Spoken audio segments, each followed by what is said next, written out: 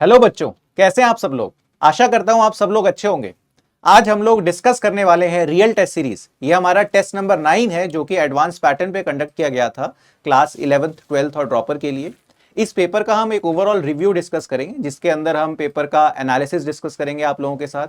Analysis में we are going to discuss overall topic, सब topic wise weightage क्या था, कौन से टॉपिक से क्वेश्चन ज्यादा आए थे, पेपर इजी था, मीडियम था, डिफिकल्ट था। हालांकि एक पार्ट टेस्ट है तो कुछ बच्चों को ऐसा लगा होगा कि ये टेस्ट थोड़ा सा ज़्यादा टफ है बेस्ड ऑन उनके टॉपिक्स में कैसी उनकी पकड़ है।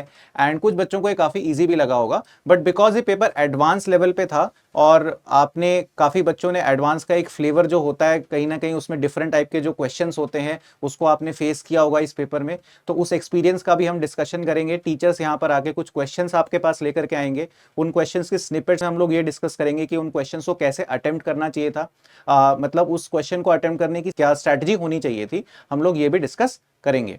सो नेक्स्ट स्लाइड में जो है अगर हम देख सकते हैं तो जो मैं ओवरऑल पहले डिस्कस कर चुका हूं वही चीजें हम लोग यहां पर डिस्कस करने वाले हैं। जैसे कि यहां पर एनालिसिस हो गया, स्ट्रैटेजी हो गया, की टेकअवेज के अंदर we are also going to discuss कि पेपर के लिए आपके इस पेपर से आप क्या लर्निंग्स लेकर के जा सकते हैं। मतलब जब आप आगे के पेपर्स अपने देंगे तो इस पेपर से क्या चीजें हैं जो हम सीख सकते हैं। ओवरऑल पेपर्स में अच्छा स्कोर क्या हो सकता है, क्या एक मिनिमम स्कोर है जो कम से कम अचीव होना चाहिए। कहीं ना कहीं ये स्टूडेंट टू स्टूडेंट थोड़ा वेरी भी करेगा बिकॉज अगेन ये एक पार्ट टेस्ट है तो काफी स्टूडेंट्स को लगा होगा थोड़ा डिफिकल्ट भी लग सकता है, कुछ लोगों को थोड़ा इजी भी लग सकता है, तो इस वजह से ये थोड़ा वेरी करेगा। But still we will try to give you a rough idea कि इस पेपर को अटेम्प्ट करने का ओवरऑल जो है मतलब इसमें मार्क्स क्या आने चाहिए थे वो भी हम डिस्कस करेंगे। साथ ही साथ जैसा मैंने डिस्कस किया हमारे साथ सब्जेक्ट टीचर्स आएंगे जो सब्जेक्ट एक्सपर्ट्स होंगे जिन्होंने पेपर क्यूरेट किया आप लोगों के लिए पिछले एडवांस के पेपर्स का एनालिसिस करके, वो लोग आकर के कुछ इंपॉर्टेंट क्वेश्चंस के स्निपेट्स भी आप लोगों से डिस्कस करेंगे, उससे भी आपको काफी हेल्प मिलेगी। सो ये पूरा डिस्कशन रिज्यूम करने के लिए I am going to call upon my esteemed faculty की जो टीम है उनको बुलाना चाहूंगा। So please come up on stage. ये हमारी जो टीम है इसमें फिजिक्स में हमारे साथ जो है वो आकाश सर हैं। हेलो बच्चों। एंड मैथ्स में हमारे साथ सुरेंद्र सर हैं and in chemistry we have Saurabh sir. So now they are going to resume the discussion forward. और सबसे पहले हम लोग इसमें डिस्कस करने वाले हैं फिजिक्स का सेक्शन। तो फिजिक्स का सेक्शन जैसा कि बच्चों आपको पता है थोड़ा इंट्रिकेट होता है, कुछ बच्चों के लिए काफी लेंदी क्वेश्चंस बच्चों को लगते हैं, तो सर आकर के कुछ क्वेश्चंस को यहाँ पर डिस्कस करेंगे, आपके थोड़ा सा आपको एक ओवरव्यू देंगे कि उन क्वेश्चंस को अटेम्प्ट करने की सही अप्रोच क्या होनी चाहिए थी, एंड अगर कुछ शॉर्टकट्स हो सकते हैं उन क्वेश्चंस को सॉल्व करने की तो वो भी डिस्कस करेंगे। एंड साथ ही साथ वो पेपर का ओवरऑल फ्लो भी डिस्कस करेंगे, कौन से क्वेश्चंस को आपको पहले करना चाहिए था, कौन से क्वेश्चंस को बाद में करना चाहिए था। सिमिलर डिस्कशन आपका केमिस्ट्री और मैथ्स में भी होगा। So now we are going to start with physics discussion first. So I am going to hand over to Akash sir. So Akash sir, please resume the discussion. Thank you sir, thank you. तो welcome बच्चों, let us start our discussion with the physics section. Physics section basically हम यहाँ पे 11 12 dropper तीनों का जो भी physics के क्वेश्चन रहे होंगे और क्या उनका डिफिकल्टीनेस, क्या कैसे स्ट्रेटजी क्या रखनी थी, ये चीजें हम यहाँ पे डिस्कस करेंगे। तो let us begin the physics section discussion. तो पहले 11th क्लास की अगर मैं बात करूं तो देखो एडवांस का पेपर था, तो एडवांस के पेपर में आप जनरली एक्सपेक्ट करते ही हो कि आपको डिफिकल्ट क्वेश्चन ज्यादा मिलने वाले हैं in comparison to JEE main exam, है ना। तो यहाँ पे दिख भी रहा होगा आपका स्क्रीन पे कि हार्ड जो क्वेश्चंस का पोर्शन है डिफिकल्टी वाइज वो आपको यहाँ पे ज्यादा प्रोपोर्शन दिख रहा होगा। बट एक और चीज दिमाग में ये रखनी है कि जेईई एडवांस और जेईई मेन में स्कोरिंग वर्सेस रैंक वहां पे थोड़ा सा डिफरेंस रहता है। कि जैसे अगर मैं बोलूं जेईई मेन की बात करते हैं तो जेईई मेन में हम जनरली टॉपर को एक्सपेक्ट करते हैं that they would be scoring like 360 300 out of 300। यहाँ पे जेईई एडवांस में वैसी एक्सपेक्टेशंस नहीं होती शायद, तो आप मतलब 60-70% को भी एक गुड स्कोर, अच्छा स्कोर मानते हैं। तो even if hard questions were more in this paper, आपके पास मीडियम और इजी को मिला के जैसे मैं यहाँ पे देख पा रहा हूं तो अराउंड 40% तो आपको इजी मीडियम में भी अच्छा खासा स्कोर करने को एक चांस था। 40% यहां पे इस चीज को अगर आप इंश्योर कर लेते और हार्ड क्वेश्चंस के कुछ क्वेश्चंस आप क्रैक करके 20-30% यहां से स्कोर ले लेते दिस आउट ऑफ दिस 58%, तो एक 60% 70% स्कोर आप इजीली अचीव कर पाते हैं यहां पे। तो पॉइंट मेरा यही है कि ये जो क्वेश्चंस है ना इजी और मीडियम, ये आपको आइडेंटिफाई करने आने चाहिए और जितना ज्यादा टाइम यहां पे सेव कर सकते हो हार्ड क्वेश्चंस पे जब जाओगे उनको सॉल्व करने के लिए तो प्लीज बी सिलेक्टिव। हर एक हार्ड क्वेश्चन को करना जरूरी नहीं होता। आपको ये क्वेश्चन आइडेंटिफाई करने आने चाहिए कि ये question within my range है, it is just because of some time, positive of time, मैं इनको शुरू में नहीं ले पाया। तो आपको जब बाद में यहां से क्वेश्चन उठाने हैं तो बी सिलेक्टिव, मतलब वही क्वेश्चन पिक करने हैं जो मुझे लगता है कि हो भी सकते हैं, टाइम भी अलाउ कर रहा है, हो भी जाएंगे, मेरे विद इन मेरी कैपेबिलिटी है, तो मुझे वो क्वेश्चन यहाँ पे चूज करने पड़ेंगे। और ये इंश्योर करना कि यहां से मैक्सिमम मैं जितना भी स्कोर कर पाऊं, ये दोनों सेक्शंस में से मैं मैक्सिमम स्कोर कर लूं। And this is the same story as well as in paper 1 and paper 2। Paper 1 और पेपर 2 में दोनों में हार्डनेस जो है वो क्वेश्चंस की आपको ज्यादा मिलेगी। नेचुरल सी बात है, जेईई एडवांस का पेपर है तो यहाँ पे आपको क्वेश्चन थोड़े ज्यादा टफ ही दिखने वाले हैं। दूसरा पॉइंट ये था कि इस पेपर में कैलकुलेशन, और फिजिक्स में देखो कैलकुलेशन तो चलेगी ही चलेगी, तो जितने थ्योरेटिकल क्वेश्चन आपको शायद जेईई मेन के एग्जाम में मिलते हैं उतने थ्योरेटिकल क्वेश्चन आपको शायद यहाँ पे जेईई एडवांस के क्वेश्चन पेपर्स में ना मिले। तो दिस इज अनदर थिंग कि आपको कैलकुलेशन जो है ना, अपनी कैलकुलेशन की स्पीड, कैलकुलेशन की एक्यूरेसी विद इन टाइम, वो सब यहाँ पे टेस्ट होता है जेईई एडवांस के पेपर में ज्यादातर। तो आगे बढ़ते हैं। This was for class 11th। Now for class 12th again you can see the hardness was bit on the higher side, और हार्ड लेवल जो है वो ज्यादा है। आपको इजी मीडियम अगेन सिलेक्ट करना आना चाहिए। यहाँ पे मल्टीपल जो टॉपिक्स आपके थे। अब एक और चीज है, ये पार्शियल सिलेबस टेस्ट था, तो हो सकता है बच्चों को कुछ क्वेश्चन जो हार्ड हमने मार्क करे हुए हैं वो मीडियम लेवल के लगे, क्योंकि मेरा कोई पर्टिकुलर टॉपिक अच्छा हो सकता है, तो वो पर्टिकुलर टॉपिक अच्छा होने की वजह से मुझे जो क्वेश्चन आसान लग रहा हो सकता है किसी दूसरे के लिए वही क्वेश्चन मीडियम या डिफिकल्टी लेवल का हो जाए। तो जो क्वेश्चन मीडियम है हो सकता है आपको आसान या हार्ड लगे, डिपेंडिंग अपॉन कि आपका वो टॉपिक कैसा है। बट हमने यहाँ पे कोशिश करी है कि जो भी टॉपिक्स यहाँ पे, जो भी चैप्टर्स यहाँ पे हमने इंक्लूड किए हैं, उन चैप्टर्स में से आपको ठीक ठाक क्वेश्चन मिल जाए depending upon the importance of that chapter. ठीक है, now moving on to dropper. Again advance का पेपर है, क्वेश्चन हार्ड मिलेंगे। जितना ज्यादा आप इस पोर्शन को सिक्योर कर पाओ, इजी और मीडियम का, उतना ही ज्यादा आप अपने स्कोर को मैक्सिमाइज कर पाओगे।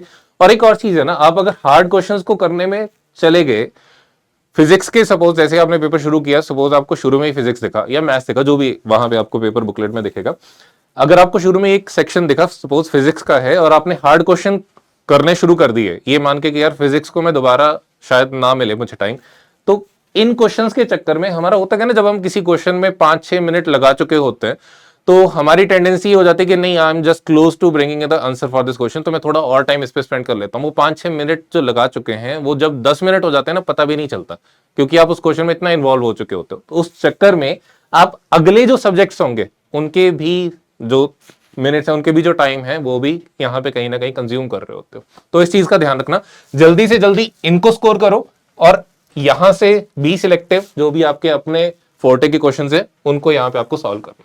ठीक है, तो नाउ यहां पे कुछ स्निपेट्स हैं, कुछ ऐसे क्वेश्चंस के जो ऐसे पेपर में आए थे, और just for an example we are showing them here. तो सारा का सारा पेपर तो हम यहाँ पे नहीं दिखा रहे, जस्ट बता रहे हैं कि ऐसे क्वेश्चंस होंगे या ऐसे क्वेश्चंस थे जो पेपर में आपको दिखे होंगे वहां पे। जैसे ये क्वेश्चन है, यहाँ पे आपको कंडीशन अप्लाई करनी पड़ेगी, टेंशन निकालने के लिए आपको यहाँ पे कंडीशन अप्लाई करनी पड़ेगी कि फ्रिक्शन कैसी है, फ्रिक्शन बैलेंस हो पा रही है या नहीं हो पा रही। सबके ही मतलब एबीसी 3 बॉडीज है, तो तीनों के ऊपर ही वर्ज ऑफ स्लिपिंग आ रखी है या किसी 2 के साथ ही बैलेंस हो जा रहा है। तो ये चीजें आपको यहाँ पे प्रैक्टिस के साथ ही आई होंगी अगर आपने इस क्वेश्चन को सॉल्व किया होगा। तो प्रैक्टिस जितने ज्यादा क्वेश्चंस की कर सकते हो, एडवांस लेवल के क्वेश्चंस अगर क्रैक करने हैं एग्जाम में, तो एडवांस लेवल के क्वेश्चंस की प्रैक्टिस भी आपको घर पे करनी पड़ेगी। ऐसा नहीं हो सकता कि आप सिंपल से क्वेश्चन की प्रैक्टिस करो और एग्जाम में आके पर एडवांस लेवल के क्वेश्चंस क्रैक करने शुरू कर दो। तो this was I would say little bit of trickier and harder kind of question. तो इस क्वेश्चन को करने के लिए आपको अच्छी खासी प्रैक्टिस की जरूरत है। यहाँ पे कंडीशंस देख जज करनी पड़ेगी कि किस बॉडी पे स्लिपिंग की कंडीशन आ रखी है। तो हर क्वेश्चन एक अपने ही अंदर एक ट्रिक, अपने ही अंदर एक कैलकुलेशन, अपने ही अंदर एक कंसेप्ट इन्वॉल्व किए हुए हैं। तो ये क्वेश्चंस कुछ ऐसे क्वेश्चंस हैं जो हम जस्ट शो कर रहे हैं कि देखो ऐसे क्वेश्चन आते हैं, ऐसे क्वेश्चन आपको सॉल्व करने पड़ेंगे, ऐसे क्वेश्चंस आपको प्रैक्टिस करने पड़ेंगे। फॉर एग्जांपल दिस क्वेश्चन, इस क्वेश्चन में आपको ये पूछा जा रहा है कि स्लिपिंग ना हो ऐसी टेंडेंसी पता करनी है। तो कई बार बच्चे क्या है ना, म्यू एम जी बैलेंस करना शुरू कर देते हैं, sorry mu M G cos theta balance करना शुरू करते हैं। यहां पे रिवॉल्विंग सिचुएशन में आपको एक जो सेंट्रीफ्यूगल फोर्स है in the frame of this revolving situation, उसको भी आपको इंक्लूड करना पड़ेगा यहां पे स्टडी में, राइट। तो इस क्वेश्चन को करने के लिए आप सिंपल स्टैंडर्ड अप्रोच के साथ नहीं जा सकते, ये थोड़ा मतलब एक सेंट्रीफ्यूगल फोर्स भी यहाँ पे इंक्लूड हो जा रही है, तो वो चीज भी आपको यहाँ पे ध्यान में रखनी पड़ेगी। तो ये चीजें हैं एग्जाम में, इन चीजों के साथ ही प्रेशर बिल्ड होता है। आप सिंपल सी सिचुएशन को जब थोड़ा सा मॉडिफाई कर देते हो, वो ही उन क्वेश्चंस को ज्यादा डिफिकल्ट बना देती हैं। तो अगर आपने क्वेश्चंस की डेरिवेशंस, क्वेश्चंस के सॉरी थ्योरी की डेरिवेशंस और क्वेश्चंस की प्रैक्टिस अच्छी खासी करी हुई है, तो वो जो हल्की फुल्की मॉडिफिकेशन होती है ना, आप उसको हैंडल कर पाते हो। अब जैसे यहाँ पे एक क्वेश्चन दिख रहा है आपको लेफ्ट साइड पे, इस क्वेश्चन में जो वायर है, इस वायर का स्ट्रक्चर आपको दिखने में तो पहले सर्कुलर देखेगा, but this is not circular. वो यहां पे इसकी इक्वेशन दी हुई है इस वायर की, है ना, ट्रैक की, इस ट्रेजेक्टरी की, वायर की। तो इस इक्वेशन की पोजीशन की वायर को अगर आपको हैंडल करना आता है, वो तभी पॉसिबल है अगर आपको डेरिवेशंस आपने प्रॉपर्ली देखी होंगी बायट-सैविट्ज लॉ की। और वहां पे भी इसमें I would say it goes a little bit beyond your traditional knowledge of the coordinates। यहाँ पे थोड़े रेडियल कोऑर्डिनेट्स यूज हो जाएंगे इस क्वेश्चन में। तो अगेन एडवांस में, जेईई एडवांस की हिस्ट्री में ऐसे क्वेश्चंस देखे गए हैं जहां से हम जो रेगुलर, जो हमारी एक बोल दो के स्टैंडर्ड बुक अपनी जो होती है, वहां पे जो इक्वेशंस लिखी रहती है, उन इक्वेशंस के बियॉन्ड भी जाके आपको इक्वेशंस डेवलप करनी पड़ सकती है। तो this is that kind of a question. तो ऐसे क्वेश्चन भी आपको एक दो देखने को मिलने चाहिए according to JEE advanced pattern, और यहाँ पे रखे भी गए। ठीक है, तो these kind of questions you would be seeing, you would have seen in those papers. तो just for an example I was showing these questions here to you. तो अब अगर अपन बात करें तो ये सभी वो क्वेश्चंस हैं जो आपको वहां पे दिखे होंगे। This is for dropper class, these kind of questions you would have seen in the exam। अब जैसे ये क्वेश्चन है, यहाँ पे आपको सेंटर ऑफ मास फ्रेम में सॉल्व करना, इसको आना चाहिए। इस क्वेश्चन में आपको जैसे बॉडी को अगर मैंने नीचे डिप किया है, तो जनरली हम क्या करते हैं, हमने क्वेश्चन ऐसे सॉल्व किए होते हैं जिसमें लार्ज वाटर बॉडीज में हम ऑब्जेक्ट को पुश करते हैं।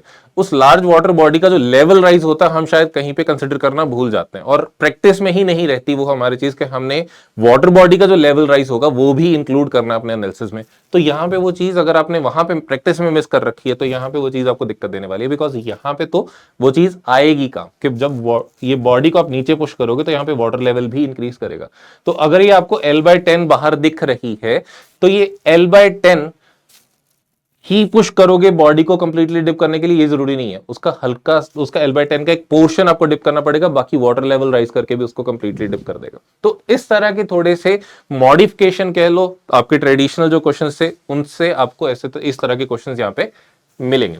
So this was for examples of the few of the questions, जहां पे आपको मैंने ये बता रहा था कि 11-12 ड्रॉपर में किस तरह के क्वेश्चन आपको देखने को मिले होंगे। सो आगे चलते हैं, जिसमें हम थोड़ा ये देख लेते हैं कि कौन से क्वेश्चंस आपको पहले अटेम्प्ट करने चाहिए थे, किस तरह का सिचुएशन थी।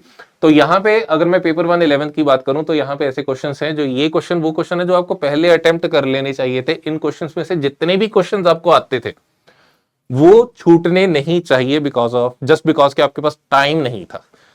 अगर आते थे तो ये सारे क्वेश्चन हो जाने चाहिए थे।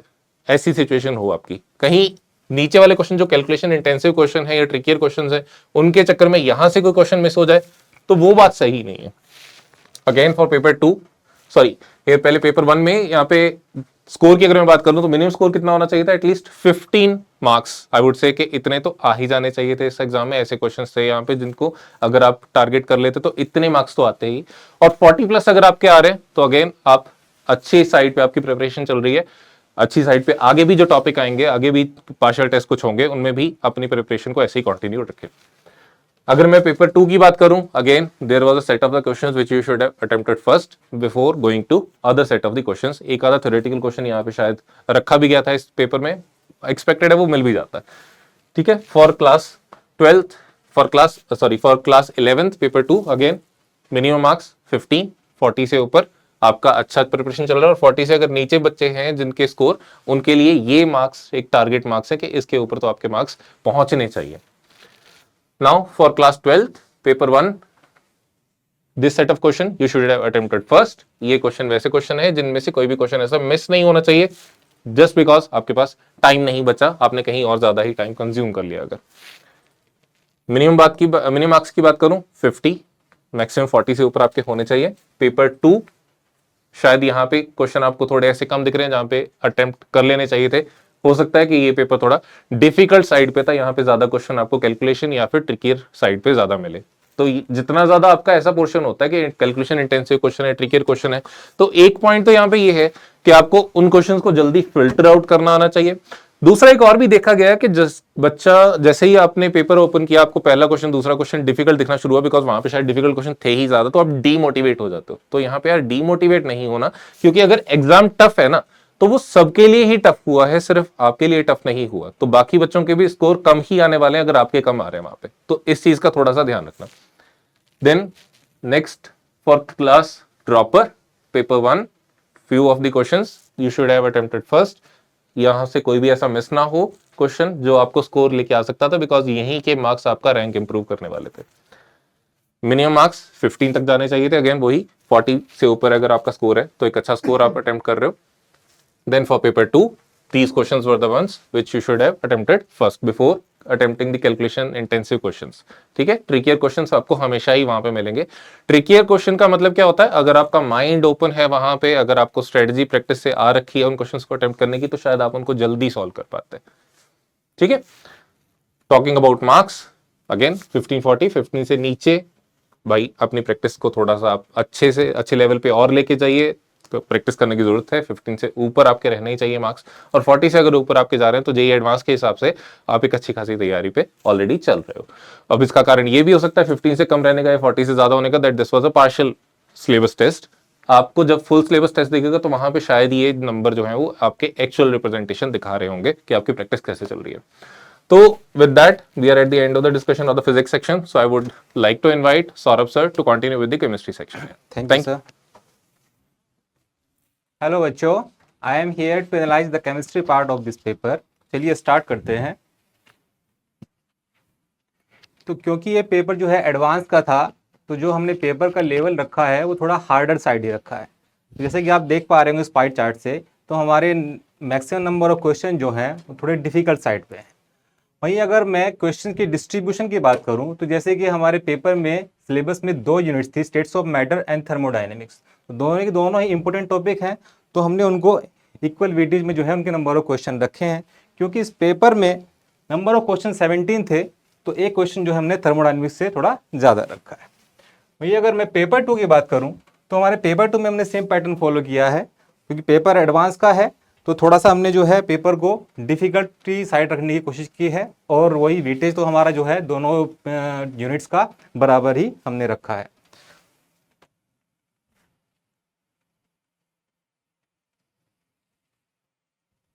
अगर मैं क्लास 12 की बात करूं, तो क्लास 12 के जो सिलेबस में हमारे 3 यूनिट्स थी, alcohol, phenol, ether, aldehyde, ketone and organic chemistry. तो हमारा जो 12 का पेपर था ये प्योरली ऑर्गेनिक केमिस्ट्री से था। और ऑर्गेनिक केमिस्ट्री में बच्चों को क्या लगता है, बच्चों को बहुत डर लगता है, क्योंकि उनको वो 2 ऑप्शन तो आइडेंटिफाई कर लेते हैं कि ये नहीं हो सकते, लेकिन वो 2 ऑप्शंस में फंस जाते हैं। तो अगर आपकी प्रिपरेशन अच्छी है, आपने अपने कॉन्सेप्ट पे अच्छा काम किया है, तो मेरे ख्याल से आपने इस पेपर में अच्छा ही किया होगा। और अगर मैं इस पेपर के अंदर अपने डिस्ट्रीब्यूशन की बात करूं, तो हमारे मैक्सिमम नंबर ऑफ क्वेश्चन आपको दिख रहे होंगे वो हैं आपके एल्डिहाइड, कीटोन, कार्बोक्सिलिक एसिड से। वो इसलिए हैं क्योंकि ऑर्गेनिक के क्वेश्चन जो होते हैं वो इंटरलिंक्ड होते हैं।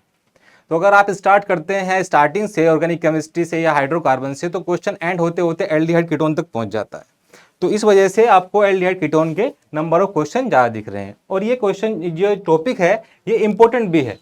पेपर में अगर आप देखोगे एडवांस में, तो एल्डिहाइड, कीटोन से ही क्वेश्चन जाके एंड होता है। तो इस वजह से हमने भी ज़्यादा नंबर ऑफ क्वेश्चन जो है इसी टॉपिक से रखे हैं। वही डिफिकल्टी तो हमारी जो हुई है थोड़ी हार्डर साइड ही है, लेकिन अगर आपकी प्रिपरेशन अच्छी है तो आप आसानी से कर सकते हो। अगर मैं ड्रॉपर की बात करूं, तो ड्रॉपर में जो हमारे जो हैं सिलेबस में 3 यूनिट्स थी, equilibrium and organic chemistry and electrochemistry. तो इक्विलिब्रियम से हमने जो है ज़्यादा क्वेश्चन इस वजह से रखे हैं क्योंकि इक्विलिब्रियम थोड़ी सी बड़ी यूनिट हो जाती है, chemical equilibrium plus ion equilibrium मिला के। तो थोड़ा ज़्यादा क्वेश्चन हमने पेपर 1 में इक्विलिब्रियम से डाले हैं, और पेपर 2 में हमने जो है इलेक्ट्रोकेमिस्ट्री और इक्विलिब्रियम से सेम रखे हैं। डिफिकल्टी हमने थोड़ी सी हाई रखी है क्योंकि पेपर एडवांस का है, तो थोड़ा प्रैक्टिस पर्पज़ के लिए, क्योंकि एडवांस का पेपर इजी तो हम नहीं बना सकते, इजी बनाने के लिए हम थोड़ा जेई मेन की तरफ मूव करते हैं। लेकिन अगर पेपर का लेवल अच्छा रखना है तो एडवांस में हम उससे क्वेश्चन डालते हैं। इसी के साथ हम क्वेश्चन की कुछ स्निप्स भी लेके आए हैं आपके सामने। जैसे कि आपने ये क्वेश्चन देखा होगा, इस क्वेश्चन में आपको क्या करना है, final pressure and final temperature निकालना है। तो ऐसे क्वेश्चन देखने में आपको काफ़ी लेंदी लग रहा है और लेंदी है भी, और पेपर में इस तरह के क्वेश्चन पूछे जाते हैं खासकर एडवांस में। तो आपको इस पेपर के अंदर क्या करना है, इस क्वेश्चन के अंदर क्या करना है, आपको final temperature and final pressure निकालना है। Then you can easily do this question. जैसे कि पेपर में कुछ थ्योरेटिकल क्वेश्चन ही पूछे जाते हैं, तो हमने उसी पैटर्न को फॉलो करते हुए अपने पेपर में कुछ थ्योरेटिकल क्वेश्चन डाले हैं। जैसे कि हमारा क्वेश्चन है, ये थ्योरी बेस्ड है। अगर आपने थ्योरी पे अच्छी कमांड है, आपके कॉन्सेप्ट क्लियर है, तो ये क्वेश्चन भी आप कर सकते हो आराम से। भैया अगर मैं पेपर 2 की बात करूं, तो ये हमारा जो क्वेश्चन है, इस क्वेश्चन के अंदर हमने बहुत सारी चीज़ें पूछी हैं। जैसे कि हमने फर्स्ट ऑप्शन के अंदर एंट्रोपी पूछी है, सेकंड क्वेश्चन के अंदर हमने जो है heat absorb at constant pressure पूछा हुआ है, बॉन्डिंग एनर्जी पूछी हुई है, और लास्ट में हमने इसके अंदर जो है डेल्टा जी नोट भी पूछा हुआ है। तो एक ही क्वेश्चन के अंदर हमने 4 कॉन्सेप्ट पूछे हुए हैं। तो इस तरह के क्वेश्चन भी जो है एग्जाम में पूछे जाते हैं और आपकी प्रैक्टिसिंग के लिए भी अच्छा है। नेक्स्ट क्वेश्चन की मैं बात करूं, तो एक क्वेश्चन थोड़ा इजी साइड हमने रखा है, क्योंकि अगर हम सारे क्वेश्चन ही अगर हम डिफिकल्ट डाल देंगे तो पेपर की बैलेंसिंग जो है इफेक्ट कर जाएगी। अगर मैं क्लास 12 की बात करूं, तो क्लास 12 में हमारा जैसा है कि पेपर प्योरली ऑर्गेनिक केमिस्ट्री से था, तो इसके भी हम कुछ क्वेश्चन आपके पास लेके आए हैं। जैसे कि ये क्वेश्चन है, इस क्वेश्चन में आपको क्या करना है, इस क्वेश्चन में आपको साइक्लाइजेशन कंसेप्ट पता होना चाहिए कि जब हम साइक्लाइजेशन करते हैं तो हमारी 5 मेंबर रिंग कब बनती है और 6 मेंबर रिंग कब बनती है। तो वही इस क्वेश्चन के अंदर पूछा हुआ है, और हमने ऑप्शन में भी डाले हुए हैं। ऑप्शन बी में हमने 6 मेंबर रिंग डाली हुई है, और ऑप्शन डी में हमने 5 मेंबर रिंग डाली हुई है, क्योंकि हमें पता है कि बच्चे को अगर ये कॉन्सेप्ट पता है कि पहले इसके अंदर साइक्लाइजेशन करना है, लेकिन साइक्लाइजेशन कौन सा करना है, 5 मेंबर वाला करना है या 6 मेंबर करने वाला है, इसलिए हमने दोनों ऑप्शन डाले हैं। एग्जाम में भी 2 ऑप्शन आपको ऐसे ही मिलेंगे, 2 ऑप्शन आप देखते ही एलिमिनेट कर सकते हो ऑर्गेनिक केमिस्ट्री के अंदर, लेकिन जो 2 ऑप्शन होते हैं वो बहुत ही कंफ्यूजिंग होते हैं और बच्चे वहीं पर ही गलती करके आते हैं। जैसे कि ये क्वेश्चन है, ये हमारा सिंथेसिस ऑफ हेट्रोसाइक्लिक से है, और हेट्रोसाइक्लिक सिंथेसिस है वेरी इंपॉर्टेंट टॉपिक, तो ये भी एग्जाम में बहुत पूछा जाता है। नेक्स्ट क्वेश्चन हमारा आता है रिएजेंट से, तो ये भी जो है हमारा एग्जाम ओरिएंटेड क्वेश्चन है। एग्जाम में इस तरह के बहुत सारे क्वेश्चन पूछे जाते हैं कि जहां पर एग्जाम में इस तरह के बहुत सारे क्वेश्चन पूछे जाते हैं जहां पर आपके जो है रिएजेंट से क्वेश्चन आता है। आपको एक रिएक्शन दी होगी जिसमें आपको अननोन रिएजेंट आइडेंटिफाई करने हैं, तो अगर आपको रिएजेंट्स पता है तो आप इस क्वेश्चन को कर सकते हो, नहीं तो आप गलती करने वाले हो। नेक्स्ट क्वेश्चन है, ये थोड़ा ट्रिकी क्वेश्चन है। इस क्वेश्चन में हमने पूछा हुआ है कि how many alcohols can give white turbidity immediately. तो जब हमारा ल्यूकस रिएजेंट की रिएक्शन कराते हैं अल्कोहल से, तो वहां पर 3 केस बनते हैं। तो जो टर्बिडिटी आती है, एक तो हमारी इमीडिएटली आती है, एक हमारी विद इन आती है 5 मिनट्स, और एक होती है हमारी थोड़ा आधा घंटा या 1 घंटे में। तो आपको पहचानना है कि किस केस में आपकी जो टर्बिडिटी है वो इमीडिएटली आएगी। तो ये क्वेश्चन का कॉन्सेप्ट ये है कि जहां पर आपका स्टेबल कार्बोकेटाइन बन रहा है अल्कोहल का OH रिमूव करने के बाद, वहां पर इमीडिएट टर्बिडिटी आएगी। तो ये कॉन्सेप्ट, ये क्वेश्चन उस कॉन्सेप्ट से था। वहीं अगर मैं ड्रॉपर क्लास की बात करूं, तो यहां पर भी हमने कुछ क्वेश्चन के स्निप्स डाले हैं। जैसे कि आप ये क्वेश्चन देख पा रहे होंगे, इस क्वेश्चन में आपको जो है सेल कांस्टेंट्स आपको पहचानना है। एक बार इस क्वेश्चन में सेल कांस्टेंट को आइडेंटिफाई कर लोगे तो ये क्वेश्चन आपके लिए इजी हो जाएगा। हालांकि लैंग्वेज थोड़ी बहुत लंबी है, तो जिससे कि क्वेश्चन हमारे जो है पूछे जाते हैं एडवांस में, इसी वजह से हमने इसको जो है इस पेपर में रखा हुआ है। अगर मैं इस क्वेश्चन की बात करूं, तो ये जो है हमारा क्वेश्चन है, ये एप्लीकेशन ऑफ लीचर्ट-लियर प्रिंसिपल से है। तो इसमें भी हमने जो है मल्टीपल कॉन्सेप्ट लगाए हुए हैं जो आप इजीली कर सकते हो अगर आपकी जो है लीचर्ट-लियर प्रिंसिपल के ऊपर कमांड है तो।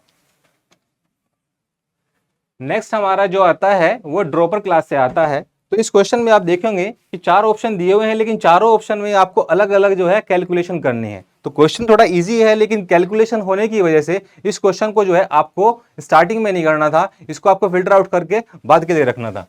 अगर मैं नेक्स्ट क्वेश्चन की बात करूं, तो ये हमारा क्वेश्चन जो है बहुत प्यारा क्वेश्चन है ये।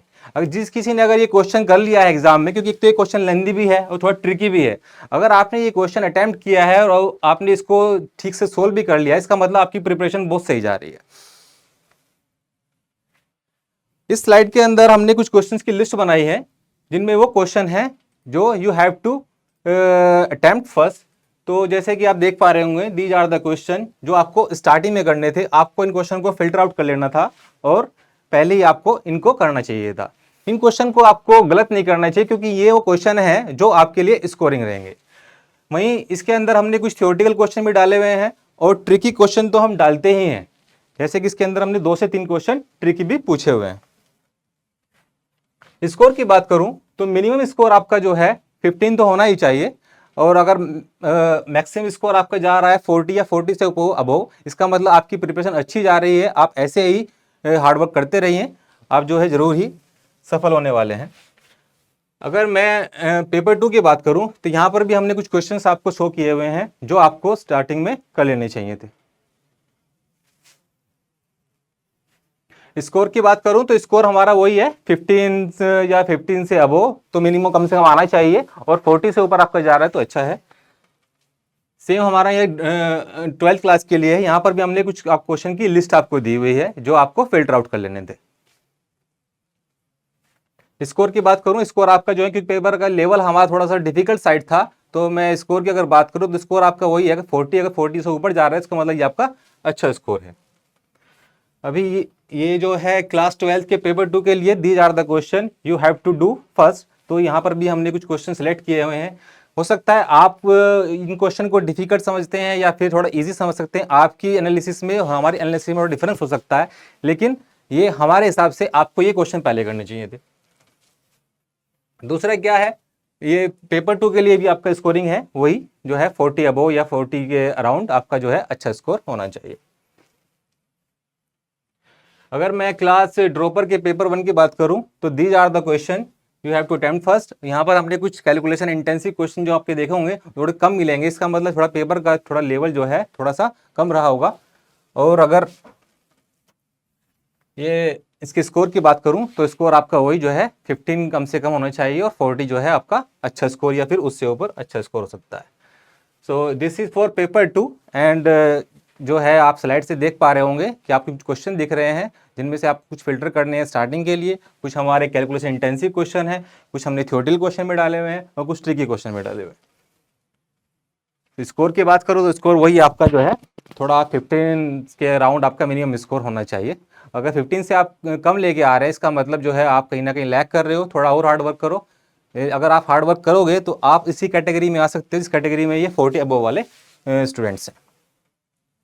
So this is all about chemistry. So now I would like to call Suren sir to analyze the mathematics part of this paper. Thank you. Hello बच्चों, अब मैथ्स का एनालिसिस कर लेते हैं। मैथ्स में तीनों ही बैच 11th 12th और dropper का एडवांस का पेपर अपन डिस्कस करने जा रहा हूं।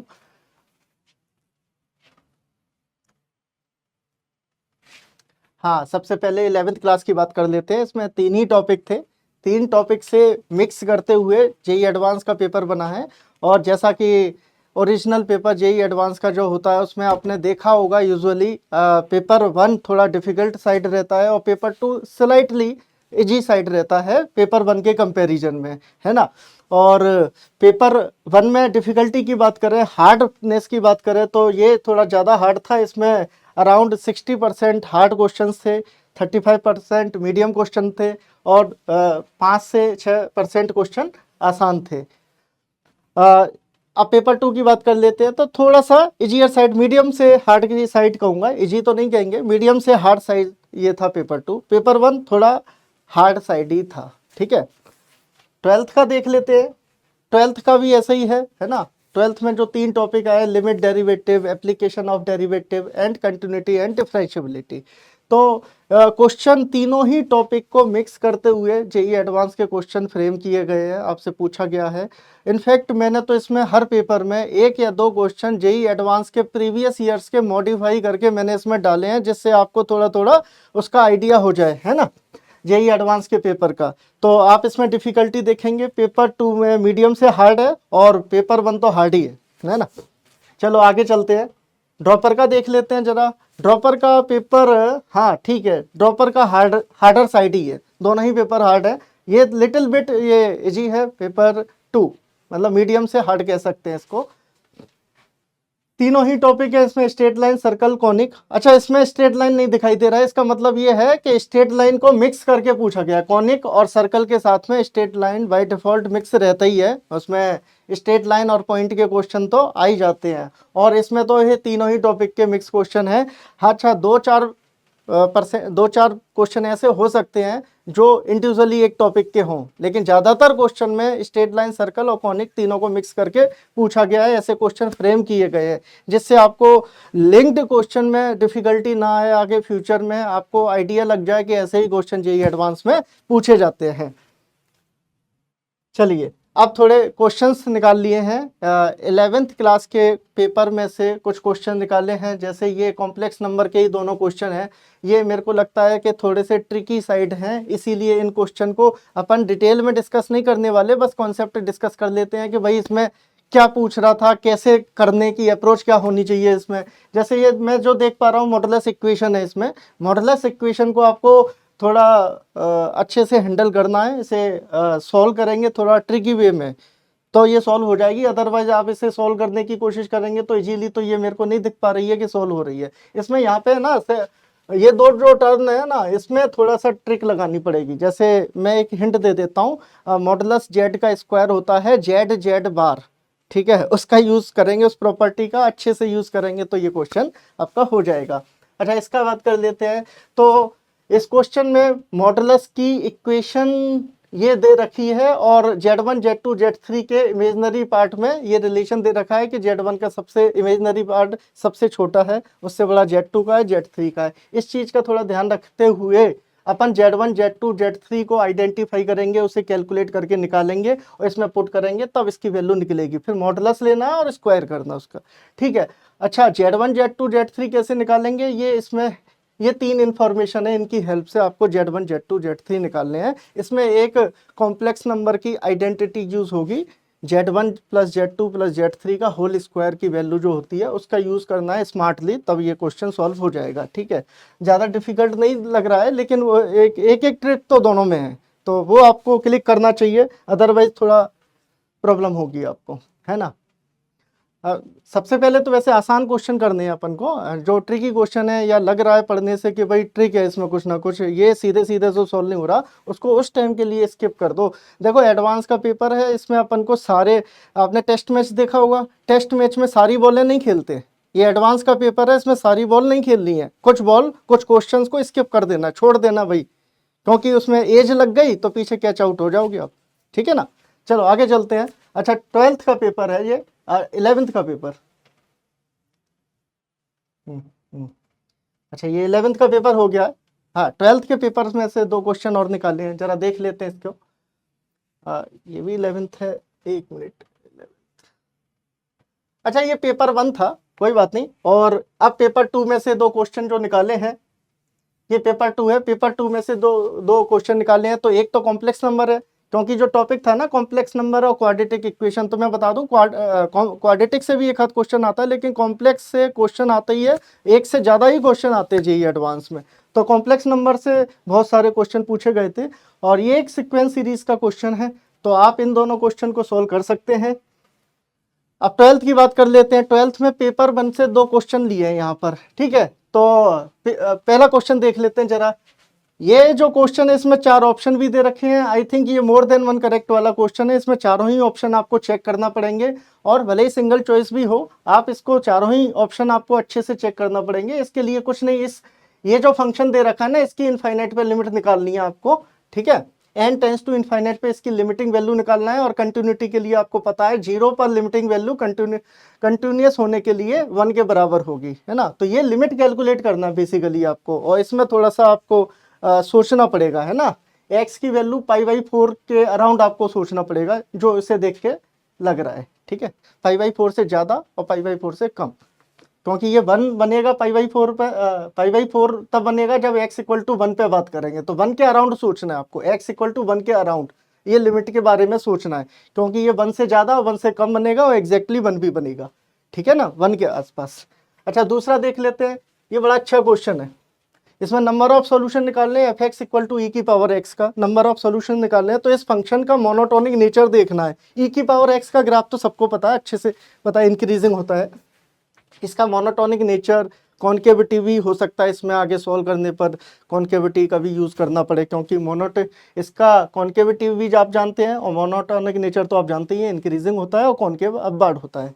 इसका आपको ये दोनों नेचर देखते हुए इसका ग्राफ, इसके ग्राफ को, क्योंकि नंबर ऑफ सॉल्यूशन में आपको ग्राफिकली करने पड़ते हैं क्वेश्चन, जो इक्वेशन सॉल्वेबल नहीं है, सॉल्व नहीं कर सकते, तो ग्राफिकली देखते हैं और लेफ्ट हैंड साइड और राइट हैंड साइड का ग्राफ बना के ये देखते हैं कि कितने डिस्टिंक्ट पॉइंट पर वो एक दूसरे को इंटरसेक्ट कर रहे हैं, उतने ही सॉल्यूशन होंगे। डोमेन का विशेष ध्यान रखना है, ऐसे क्वेश्चन में कभी कभी डोमेन भी इन्वॉल्व रहता है। हालांकि इसमें डोमेन की कोई प्रॉब्लम नहीं है, बस -1 को देखना है आपको, -1 नहीं होना चाहिए, क्योंकि -1 डोमेन में नहीं है, इक्वेशन के डोमेन में नहीं है, तो -1 पे तो खैर कुछ मिलेगा नहीं, लेकिन आप इसका ग्राफ बनाना है बेसिकली, ठीक है, और -1 का थोड़ा सा ध्यान रखेंगे, तो जितनी बार इंटरसेक्ट करेगा उतने सॉल्यूशन आ जाएंगे। अच्छा, पेपर 2 की बात कर लेते हैं, इसमें भी 2 क्वेश्चन है।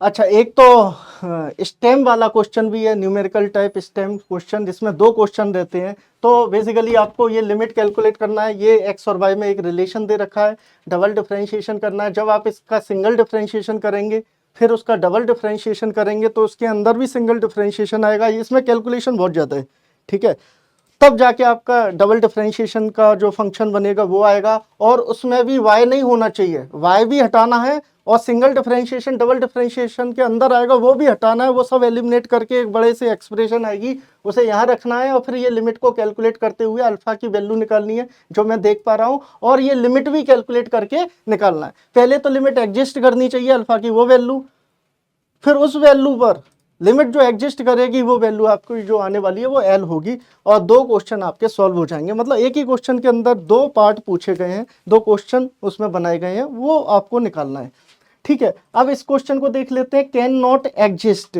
अच्छा, इनमें चारों ऑप्शन को चेक करना पड़ेगा, और हर ऑप्शन में आपको ये देखना पड़ेगा जो इन्फॉर्मेशन दी है उसके अकॉर्डिंग फंक्शन एग्जिस्ट करता भी है कि नहीं करता है। तो कैन नॉट एग्जिस्ट पूछा, ध्यान रखना है ना। बच्चे इस टाइप के क्वेश्चन में कभी कभी गलती क्या करते हैं, पहले वाले ऑप्शन को किया, एग्जिस्ट कर गया मान लो, तो बाकी चेक ही नहीं करते, और ये भी भूल जाते हैं कैन नॉट पूछा था, तो ये ऑप्शन तो गलत है, और वो नॉट के चक्कर में पहला ऑप्शन लगा के निकल जाते हैं आगे। तो सारे ऑप्शन चेक करने हैं, ठीक है ना। चलिए अब ड्रॉपर की बात कर लें थोड़ा सा। ड्रॉपर का पेपर 1 जो है, इसमें conic section, straight line, circle वो सब था। तो देखो, मैंने आपको पहले भी बताया था, क्वेश्चन मिक्स पूछे जाते हैं एडवांस में, मिक्स पूछे जाएंगे यहाँ भी, ठीक है, मिक्स की ही आदत होनी चाहिए। मोस्ट ऑफ द क्वेश्चन में मैंने बोला 1, 2 या 3 क्वेश्चन ज़्यादा से ज़्यादा ऐसे हो सकते हैं इंडिविजुअली एक ही टॉपिक से आए, केवल स्ट्रेट लाइन से या सर्कल से या कॉनिक सेक्शन से। कॉनिक में भी 3 पार्ट होते हैं वैसे, पैराबोला, इलिप्स, हाइपरबोला, ठीक है। तो किसी एक पार्ट से ही आ जाए या किसी एक टॉपिक की एक चैप्टर से आ जाए क्वेश्चन, ऐसा बहुत कम होता है एडवांस में। 1-2 क्वेश्चन में ऐसा हो सकता है, जैसे परम्यूटेशन कॉम्बिनेशन है, प्रोबेबिलिटी है, ये ऐसे टॉपिक हैं, इसमें इंडिविजुअली एक टॉपिक से बन भी जाते हैं। कई और भी टॉपिक हो सकते हैं, लेकिन कैलकुलस में और कोऑर्डिनेट ज्योमेट्री में मिक्स ही क्वेश्चन आते हैं। तो ये जो कोऑर्डिनेट ज्योमेट्री में, इसमें स्ट्रेट लाइन और सर्कल भी है आपको, और बोला है triangle find chord of contact, क्या बोला, एरिया की बात कर रहा है।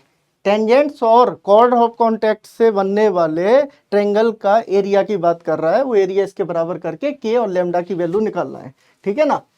चलो अब इसमें देख लें दूसरा क्वेश्चन। दूसरा क्वेश्चन जो है इसमें बोल रहा है कि length of tangent drawn from vertices of in circle of a triangle are. अच्छा, टेंजेंट की लेंथ दे रखी है, ठीक है, और सरकम सेंटर और ऑर्थो सेंटर के बीच में डिस्टेंस की बात कर रहा है, ठीक है ना। तो ये क्वेश्चन में आप ये मानो कि कोऑर्डिनेट ज्योमेट्री का जो पॉइंट वाला स्ट्रेट लाइन वाला पार्ट, सरकम सेंटर, ऑर्थो सेंटर दे रखा है, ये मिक्स कर रखा है इसमें सर्कल के साथ में, ठीक है। मतलब इसमें भी स्ट्रेट लाइन और सर्कल मिक्स था। अच्छा, फिर से स्ट्रेट लाइन तो क्या है, सब जगह मिक्स होगी, सर्कल में भी और पूरे कॉनिक में, पैराबोला, इलिप्स, हाइपरबोला में। तो फिर से again straight line, ellipse mix करके एक बढ़िया सा सवाल बनाया गया है, और आपसे लेमडा प्लस म्यू या लेमडा माइनस म्यू की वैल्यू पूछी गई है। आपको लेमडा और म्यू की वैल्यू निकालनी है और चेक करना है कि भाई कौन सा ऑप्शन इसमें सही होगा। और दूसरे क्वेश्चन में देख लेते हैं। अच्छा, इसमें भी वही बात है, एक सर्कल का क्वेश्चन है ये, और सर्कल पेरीमीटर ऑफ ट्रायंगल, ठीक है, ये पॉइंट और सर्कल मतलब इसमें स्ट्रेट लाइन नहीं है, थोड़ा सा सर्कल है, और टेंजेंट की बात कर रहा है तो लाइन बाय डिफॉल्ट इसमें मिक्स हो ही गई है। तो ये भी मिक्स ही सवाल है, मिक्स कैटेगरी में ही माना जाएगा ये क्वेश्चन। आगे चलते हैं।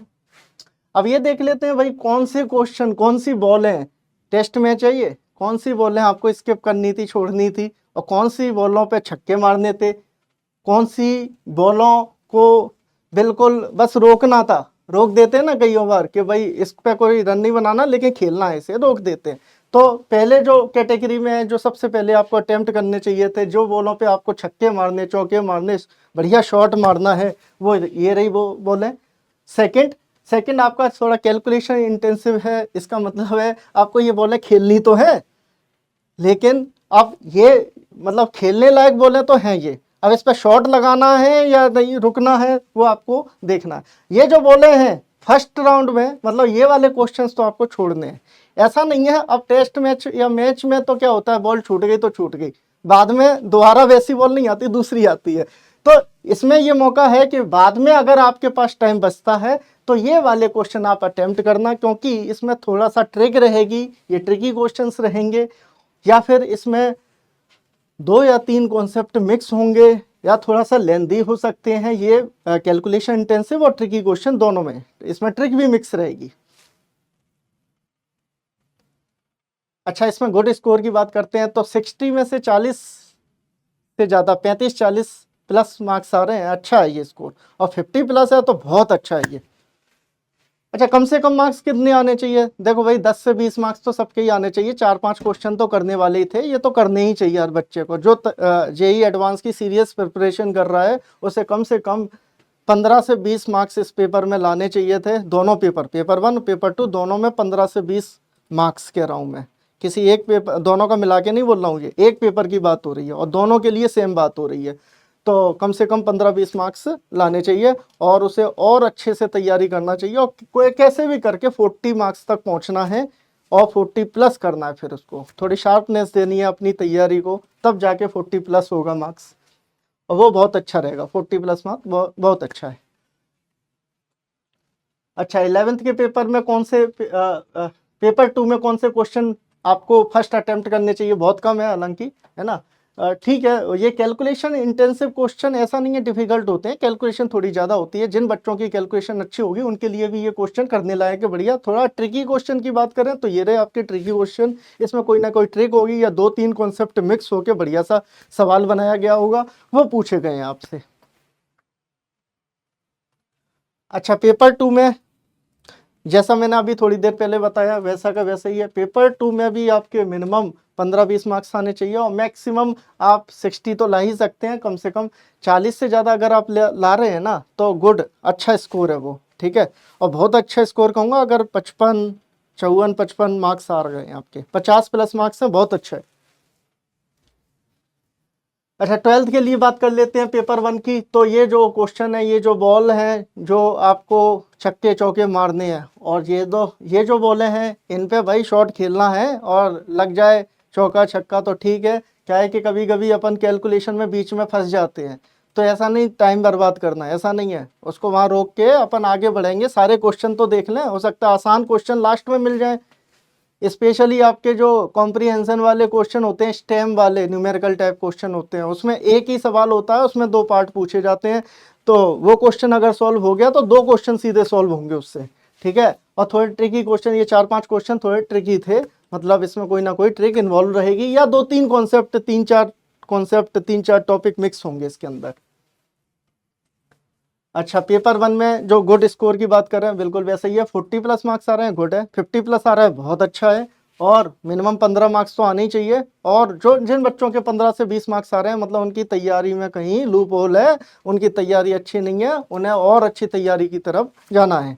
तो थोड़ा स्टडी हार्ड करो, थोड़ा और टाइम दो। अच्छा, पेपर 2 की बात कर लेते हैं। तो भाई इसमें ज़्यादा क्वेश्चन है, पेपर 2 में ऐसे क्वेश्चन ऐसे ज़्यादा हैं जिन पे शॉट मारने ऐसी बॉलें ज़्यादा हैं। ये रहे जो सबसे पहले अटेम्प्ट करना चाहिए। और कुछ क्वेश्चन में कैलकुलेशन मुझे लगा कैलकुलेशन ज़्यादा है, हो सकता है किसी बच्चे को लगे कि भाई मेरी कैलकुलेशन तो अच्छी है तो मेरे हिसाब से तो ये क्वेश्चन अटेम्प्ट कर सकता हूँ, तो ये भी आप वन शॉट में अटेम्प्ट कर सकते हैं। लेकिन ये थोड़े ट्रिकी क्वेश्चन है, ये बीच बीच में मिलेंगे आपको, लास्ट में नहीं मिलेंगे। इसमें तो लास्ट में दिया है कि बीच बीच में है ये, तो इनको बीच में आएंगी ऐसी बोल रहे हैं जो आपको छोड़नी है। या अगर आप कर सकते हैं, अगर आपने फिजिक्स और केमिस्ट्री में टाइम बचा लिया है, मैथ्स लास्ट में अटेम्प्ट कर रहे हैं, टाइम काफ़ी है, तो आप इजीली ये भी कर सकते हैं।